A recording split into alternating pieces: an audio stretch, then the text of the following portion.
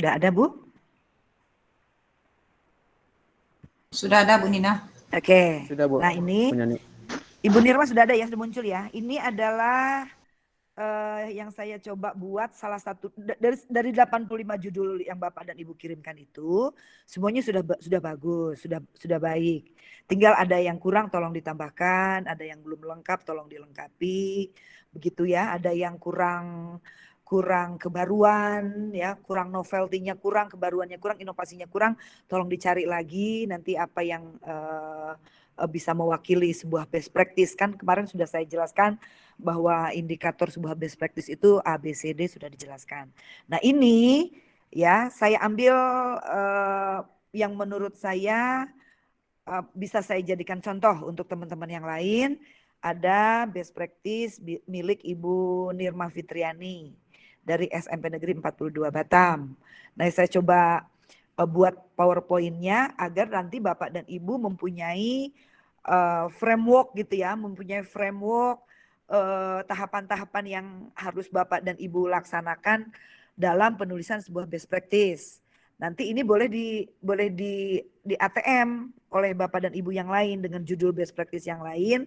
ATM kan kurang lebih frameworknya atau kerangkanya itu seperti ini. Jadi sudah ada gambarannya. Oh berarti saya di halaman pertama harus ini, di latar belakang harus ini, kemudian tahap-tahapnya harus begini, begitu ya. Jadi sudah ada gambaran. Jangan blank sama sekali gitu bagaimana cara menulis sebuah best practice yang baik dan benar. Nah, di antara sekian judul yang saya buatkan adalah punya Ibu Nirma Fitriani MSI.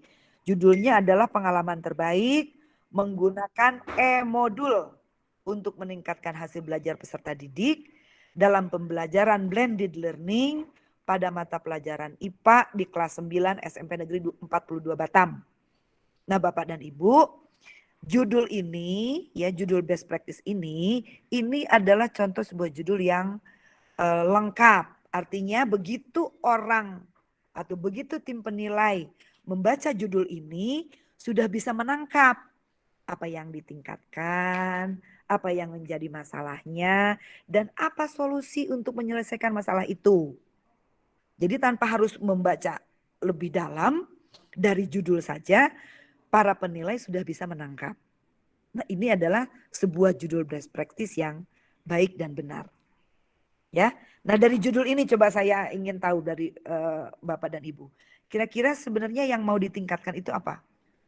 Dari judul ini sebelum kita lihat ke dalamannya. Hasil belajar. Betul, yang mau ditingkatkan adalah hasil belajar. Hasil belajar. Betul. Kemudian untuk meningkatkan hasil belajar dia menggunakan apa? Menggunakan apa? E-modul.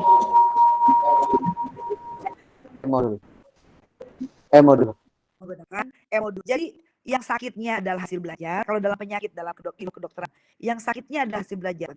Ditemukan hasil belajar yang rendah, hasil belajar yang tidak sesuai KKM, hasil belajar yang di bawah KKM, hasil belajar yang tidak tuntas. Ya, itu sakit-sakitnya itu di hasil belajar. Nah, dari sakit hasil belajar ini, Ibu Nirma mencoba mencarikan solusi untuk mengobati.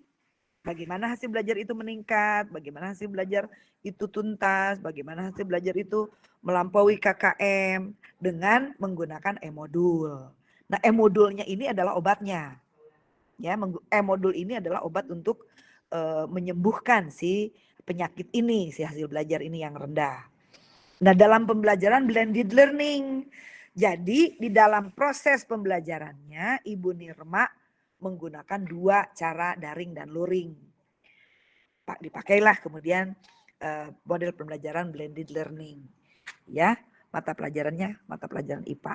Nah, gitu ya. Jadi dari sini saja orang sudah nggak usah membaca lebih dalam, orang sudah tahu, oh Ibu Nirma ini akan meningkatkan hasil belajar dengan cara menggunakan e-modul. Pembelajarannya menggunakan metode 2, blended, yaitu daring dan luring. Udah. Ya, jadi nggak usah capek-capek kita baca. Kedalamannya sudah bisa dilihat dari judul. Nah, ini tolong dilengkapi bagi teman-teman yang belum lengkap ya. Tadi sudah saya koreksi semua, tolong dilengkapi. Yang belum lengkap, tolong ganti bagi yang kurang kebaruan, begitu judulnya. Nah, kemudian di latar belakang yang pertama sudah saya sampaikan di awal di minggu lalu bahwa tidak ada bab, ya tidak ada bab untuk best practice. Bab 1, 2, 3, 4, 5 itu hanya adanya di PTK. Untuk di best practice adanya A, B, C, D, E, F gitu ya. Nah, untuk yang A, poin A itu adalah latar belakang. Di latar belakang ini Bapak dan Ibu cukup 1 halaman saja atau paling banyak 2 halaman. Jelaskan apa alasan Bapak dan Ibu memilih judul itu. Ya, jelaskan latar belakangnya kenapa milih judul ini. Nah, di latar belakang ini nanti Bapak dan Ibu jelaskan lebih rinci antara harapan Bapak dan Ibu, kemudian kenyataan di lapangan seperti apa. Apa yang diharapkan oleh Bapak dan Ibu secara ideal, tetapi di lapangannya kenyataannya atau faktanya seperti apa. Nah, itu tolong dijabarkan. Tidak usah banyak-banyak. 1 halaman atau 2 halaman paling banyak. Ya, jelaskan memilih judul itu seperti apa namanya, latar belakangnya apa. Kemudian di latar belakang yang sudah Ibu jelaskan itu tadi, Bapak dan Ibu coba buat kerangkanya. Buat kerangkanya seperti ini. Di kondisi awal, peserta didik itu seperti apa kondisi awal? Ya, pada kondisi awal. Kemudian jabarkan oleh Ibu ketika di kondisi awal, Ibu masih menggunakan pembelajaran metode ceramah nih. Misalnya belum menggunakan e-modul kan, masih pakai ceramah, metode ceramah. Nah, dari pembelajaran dengan menggunakan metode ceramah di kondisi awal, ternyata ditemukan anak-anak kurang minat, kurang aktif partisipasinya. Kemudian rendah peserta didik ini dalam memperkaya materi pelajaran. Ya, rendah, tidak mempunyai motivasi, tidak mempunyai inisiatif untuk memperkaya materi pelajaran yang diberikan Bapak dan Ibu, ya. Itu dilihat rendah. Kemudian otomatis jika kurang minat, jika tidak aktif, kemudian kemampuan untuk memperkaya materinya rendah, otomatis hasil belajarnya juga rendah. Nah, kondisi awal ini harus dipotret, harus dijelaskan di paparan pendahuluan oleh Bapak dan Ibu. Jelaskan secara naratif ya, secara naratif dijelaskan. Di kondisi awal ketika Bapak Ibu menggunakan ceramah ternyata ditemukan fakta atau ditemukan kenyataan bahwa anak kurang minat bla bla bla bla terus sampai dengan ditemukan bahwa hasil belajarnya pada materi ini mata pelajaran IPA rendah. Nah, itu harus dijabarkan di pendahuluan. Nah, kemudian setelah Bapak dan Ibu menemukan kondisi awal, Bapak dan Ibu mencoba memperbaiki atau mencoba mencari solusi temuan-temuan di lapangan tadi di kondisi awal. Nah, mulailah di aktivitas yang kedua. Di aktivitas perbaikan begitu ya, di aktivitas solusi perbaikan. Ibu menggunakan e-modul. Nah, menggunakan e-modul. Oh, berarti saya metodenya yang tadinya ceramah gak boleh pakai metode ceramah lagi. Saya harus menggunakan e-modul. Supaya apa? Supaya nanti dilihat ada peningkatan minat, ada peningkatan partisipasi aktif, ya. Kemudian ada gairah peserta didik untuk membuka modul sehingga bisa memperkaya materi pelajaran sehingga pada akhirnya akan didapati hasil pembelajaran peserta didik yang meningkat. Nah, gitu ya. Temukan modul, dibuat modul. Nah, baru nanti di tahapan berikutnya siapkan modul untuk jadikan referensi. Berarti modul dibuat oleh guru. Kemudian pemberian tugas di luar jam pelajaran. Kenapa harus ada pemberian tugas di luar jam pelajaran? Karena Ibu Nirma menggunakan blended learning. Nah, otomatis kalau di blended learning kan harus blend antara tatap muka dengan luring dan daring, begitu ya. Maka dibuatlah tugas di luar jam pelajaran.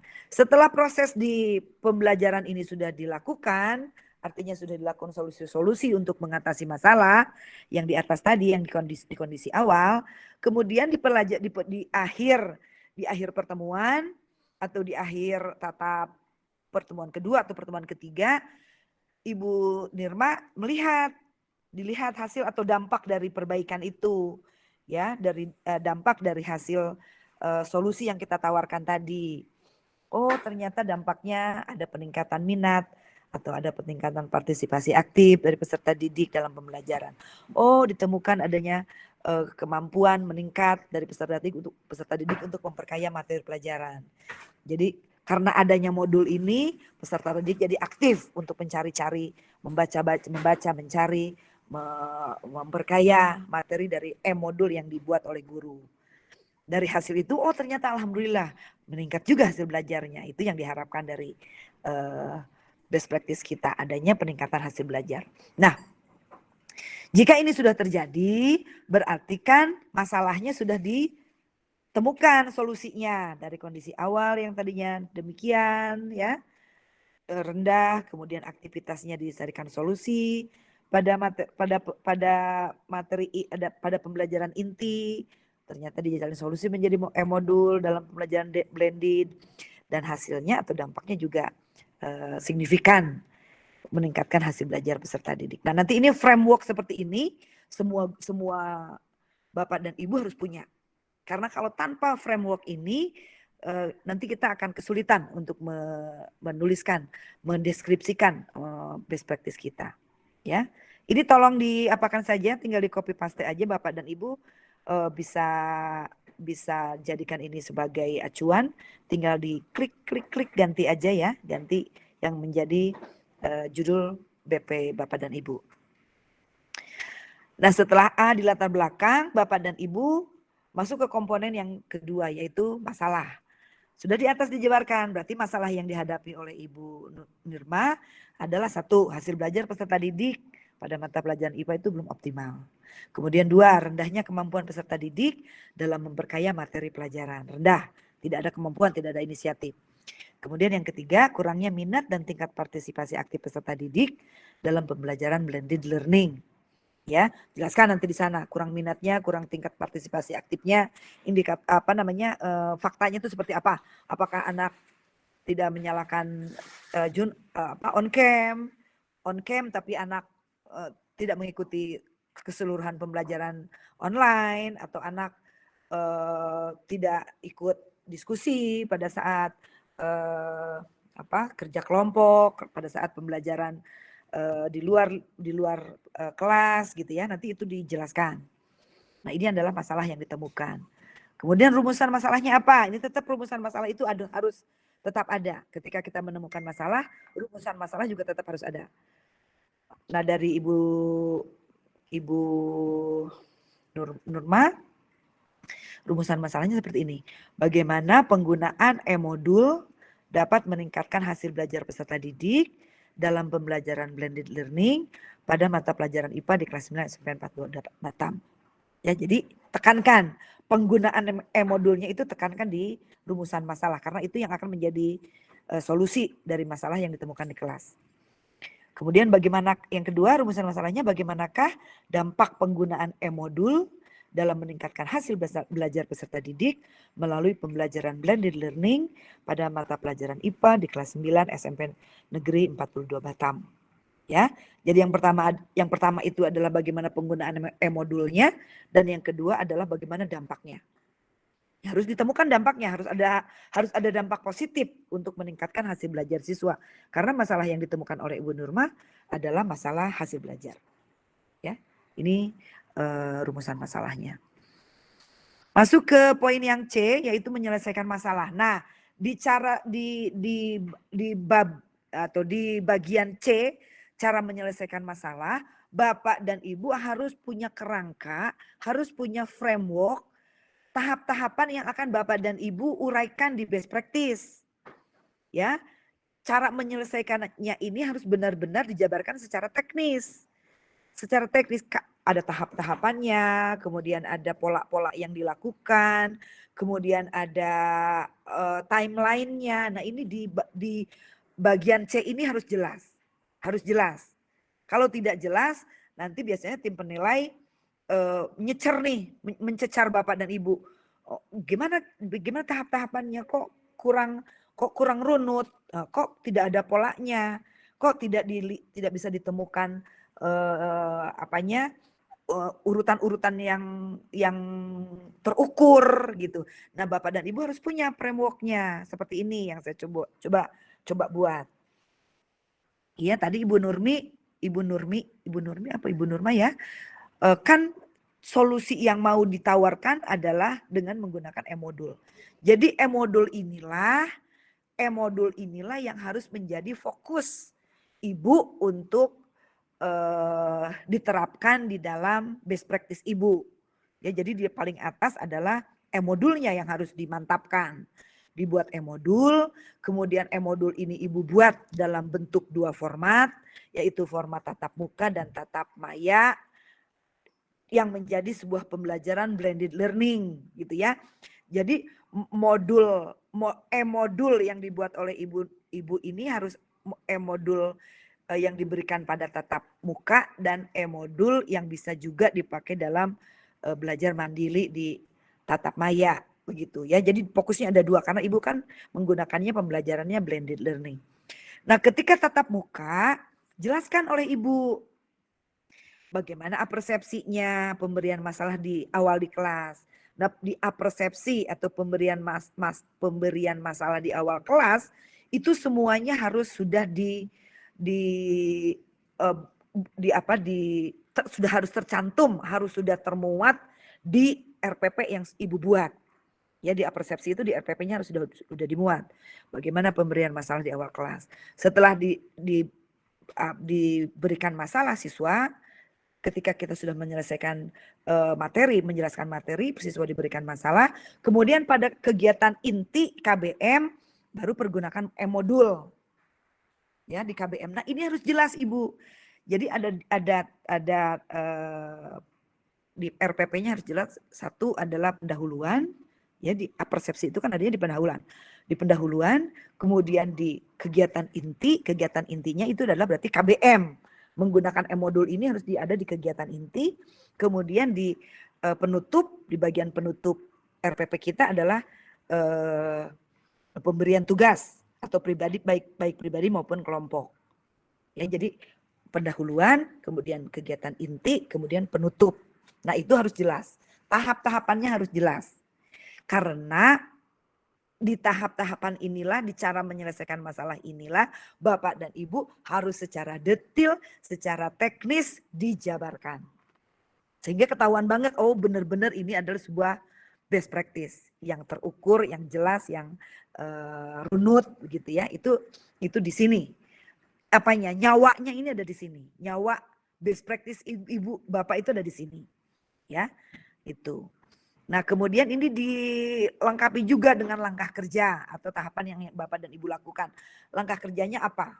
Nah, kalau untuk yang judul ini, satu langkah kerjanya adalah menyiapkan e-modul ya untuk dijadikan referensi pembelajaran siswa.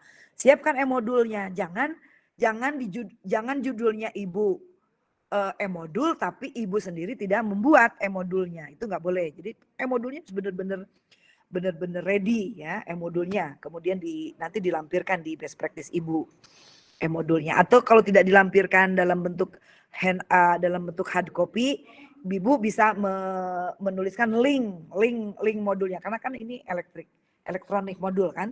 Jadi linknya ditulis. Ini link modul untuk materi A, B, C, D, E, F, G gitu. Linknya saja sehingga orang ketika klik sudah langsung nge-link ke modul yang Ibu buat. Kemudian pembelajaran tatap muka.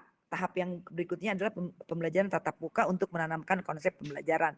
Nah, di sini Ibu melakukan interaksi tatap muka dengan anak, dengan peserta didik juga menggunakan e-modul.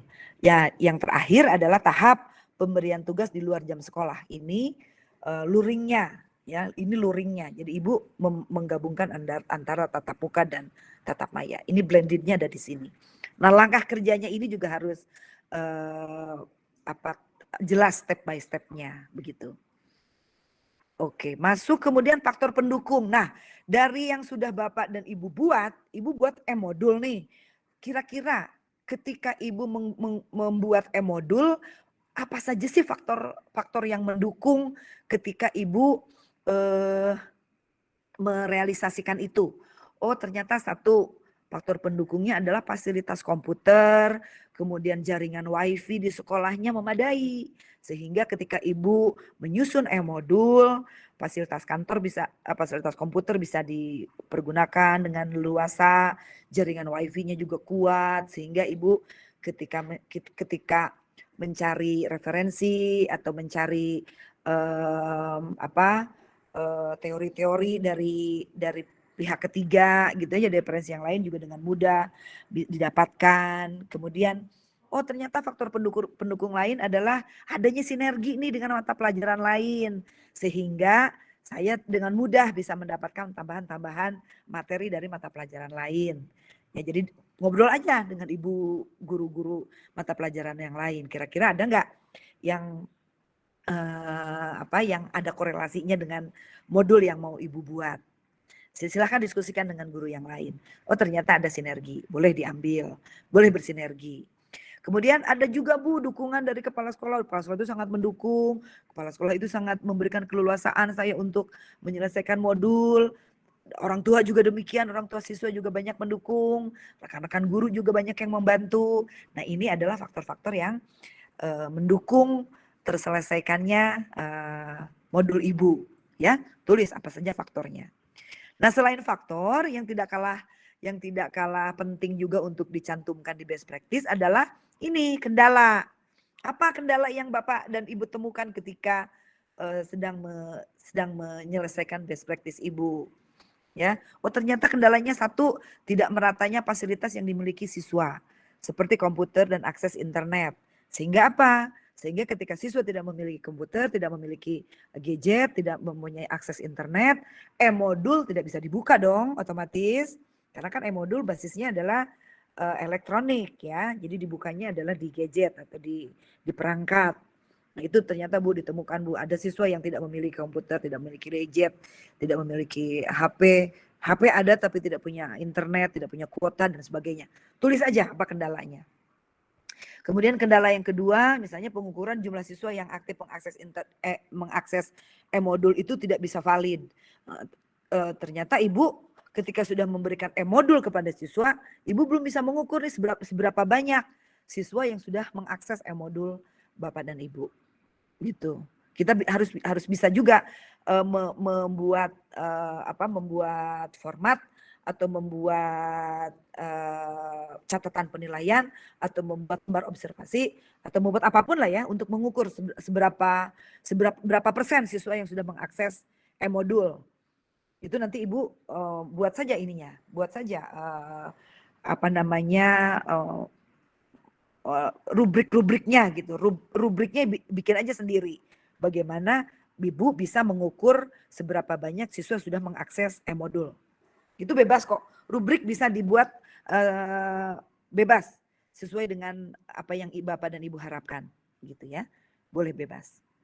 Itu dibikin, kemudian masuk ke bagian D yaitu simpulan dan rekomendasi.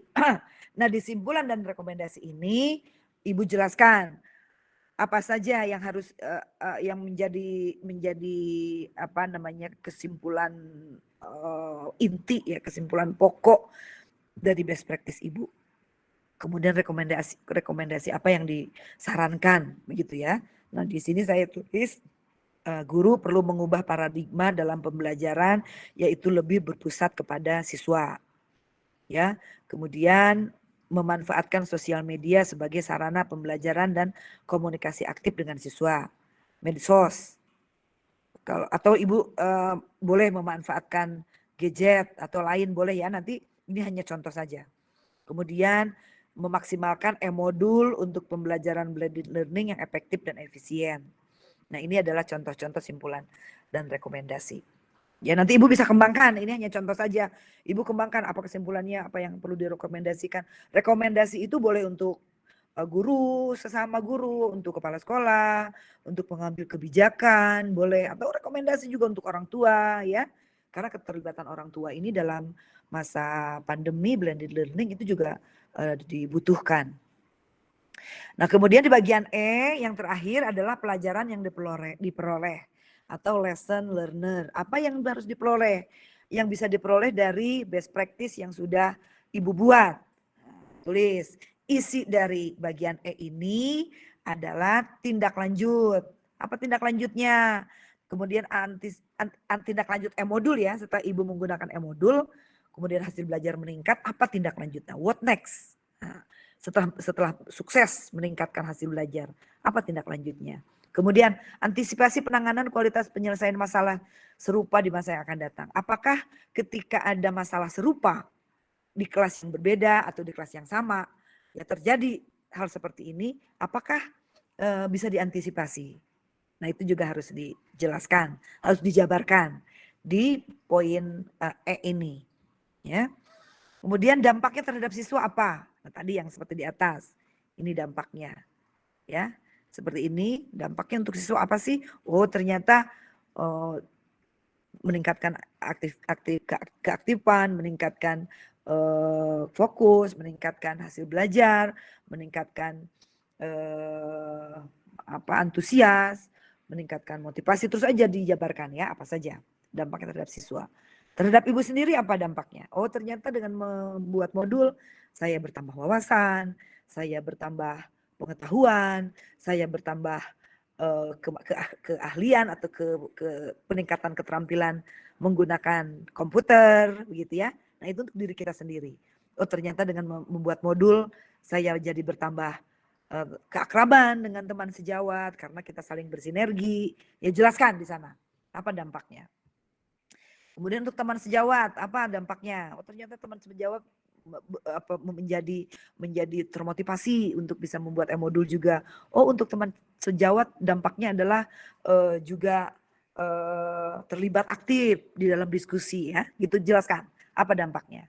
Untuk pihak lain dan terkait dan sebagainya juga silakan dikembangkan ya.